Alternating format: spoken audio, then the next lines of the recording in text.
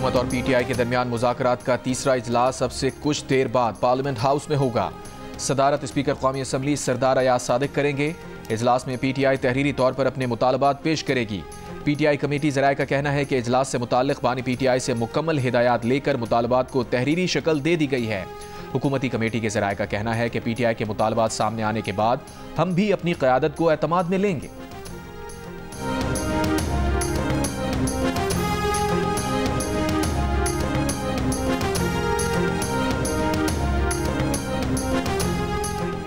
Chairman PTI मुज़ाकरात में खुशखबरी मिलने के लिए पुरउम्मीद। कहा, आज हुकूमत को मुतालिबात तहरीरी तौर पर जमा करवाएंगे।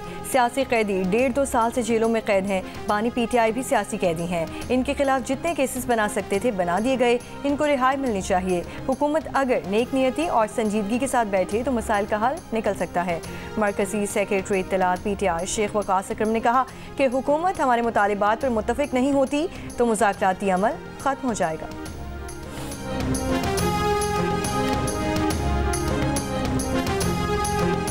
हुकूमत और PTI के दरमियान मुअत्तल होने वाले बैक चैनल मुज़ाकरात फिर बहाल हो गए। बैरिस्टर गौहर और अली अमीन की 3 अहम तरीन शख्सियात से मुलाकात।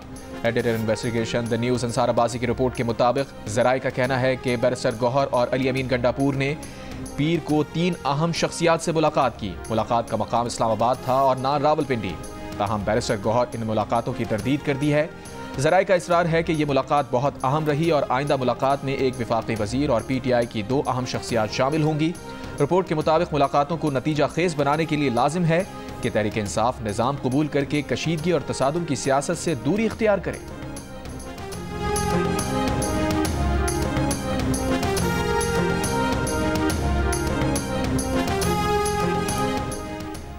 मिलिट्री कोर्ट्स में सिविलियन के ट्रायल से मुतालिक केस की समाअत जस्टिस समीनुद्दीन खान की सरबराही में सुप्रीम कोर्ट का 7 रुकनी आईनी बेंच समाअत कर रहा है। वजारत दिफा के वकील ख्वाजा हारिस के दलाइल जारी।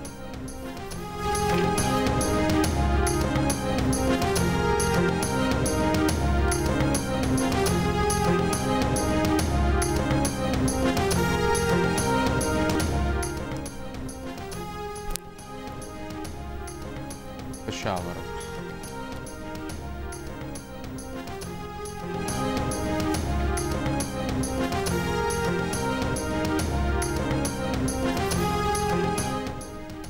पेशावर हाई कोर्ट ने वज़ीर आला अली अमीन गंडापुर की हिफाजती ज़मानत में 3 हफ्तों की तौसीह कर दी। वज़ीर आला को दर्ज मुकदमात में गिरफ्तार न करने का हुक्म। समाअत 11 फरवरी तक मुलतवी।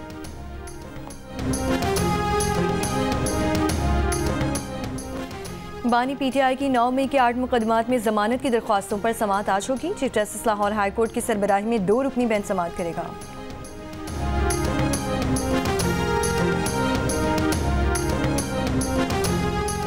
वज़ीर आज़म यूथ प्रोग्राम के तहत कर्ज की रकम 5 लाख से बढ़ाकर 15 लाख की जाए। वज़ीर आज़म शहबाज शरीफ की छोटे और दरमियाने दर्जे के कारोबार के उमूर पर जायज़ा इजलास में हिदायत। छोटे दरमियाने दर्जे के कारोबार को सहूलियात के लिए तफसीली सर्वे जल्द मुकम्मल करने, तरक्की याफ्ता ममालिक के मॉडल्स का इत्तलाक़ यकीनी बनाने और छोटे पैमाने के कारोबार में ख़वातीन एंटरप्रेन्योर्स के लिए खुसूसी पैकेज तश्कील देकर जल्द पेश करने की भी हिदायत।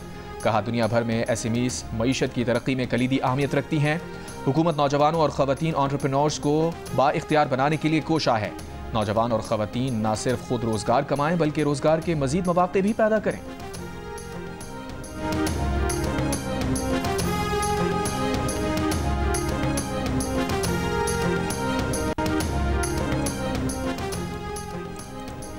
हुकूमत ने पेट्रोलियम मसनूआत की कीमतों में इजाफा कर दिया। पेट्रोल 3 रुपये 47 पैसे फ़ी लीटर महंगा हो गया। पेट्रोल की नई कीमत 256 रुपये 13 पैसे फ़ी लीटर मुकर्रर। हाई स्पीड डीजल की कीमत में 2 रुपये 61 पैसे फ़ी लीटर इजाफा। नई कीमत 260 रुपये 95 पैसे फ़ी लीटर मुकर्रर। नोटिफिकेशन जारी।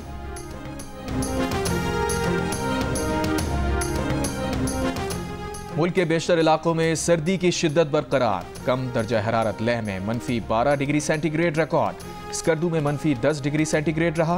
कश्मीर और मुल्हिका पहाड़ी इलाकों में चंद मकामात पर हल्की बारिश और बर्फबारी का इम्कान। पंजाब और सिंध के मैदानी इलाके आज भी गहरी धुंध की लपेट में। मुख्तलिफ मकामात पर मोटरवेज बंद। कौमी शाहराहों पर ट्रैफिक की रवानी मुतासिर।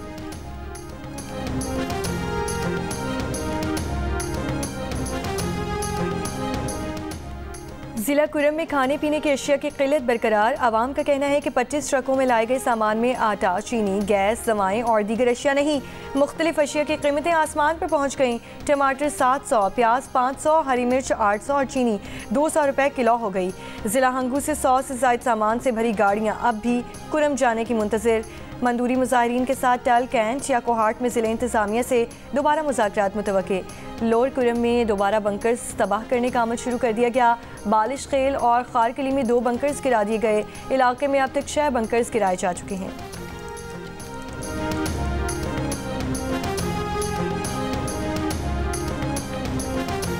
जंगबंदी मुआहदे के बाद गजा में इमदादी सामान की तरसील शुरू। सैकड़ों इमदादी ट्रक सलाउद्दीन स्ट्रीट के रास्ते जनूबी गजा पट्टी में दाखिल।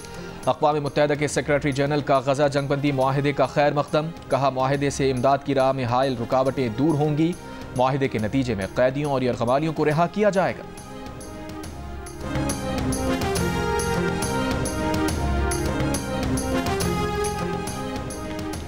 अमरीकी सदर जो बाइडन का कौम से अलविदाई खिताब। कहा, उनके दौरे हुकूमत में अमरीका ने बड़े चैलेंजेस का सामना किया। नायब सदर कामला हैरिस और टीम के साथ की वजह से हुकूमत ने मुश्किलात उबूर की। हमें अमरीका में जमहूरियत को महफूज बनाना है। चंद अमीर लोगों के हाथों में ताकत आने पर फिक्रमंद हूँ। जो बाइडन ने कहा कि मौजूदा दौर में सोशल मीडिया पर मिस इन्फॉर्मेशन और डिस इन्फॉर्मेशन का दौर है, जिससे हमें अपनी नई नस्ल को बचाना है। मसनूई जहानत को हिफाजती इंतजामात की ज़रूरत है। चीन नहीं, अमरीका को दुनिया की क़यादत करनी है। सदर जो बाइडन ने ट्रंप इंतजामिया की कामयाबी के लिए नेक ख्वाहिशात का इजहार भी किया।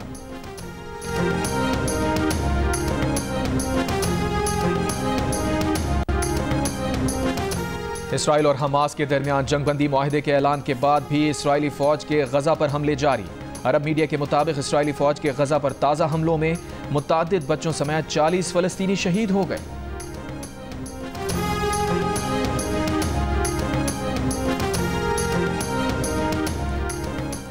फैसलाबाद में होनहार प्रोग्राम के बायस आज और कल होने वाली BS, MPhil और PhD प्रोग्राम के तमाम पेपर्स मुलतवी। डायरेक्टर अकेडमी सलमा सुल्तान के मुताबिक मुलतवी होने वाले पेपर्स फाइनल इम्तहानात के बाद होंगे। वज़ीर आला पंजाब मरियम नवाज़ का आज GC यूनिवर्सिटी का दौरा मुतवक्की है। वज़ीर आला होनहार स्कॉलरशिप होल्डर में वज़ाइफ तकसीम करेंगी। मुंबई के इलाके बैंड्रा में अदाकार सैफ अली खान अपने घर में डकैती के दौरान मज़ाहिमत पर छुरियों के वार से जख्मी। अस्पताल मुंतकिल कर दिया गया।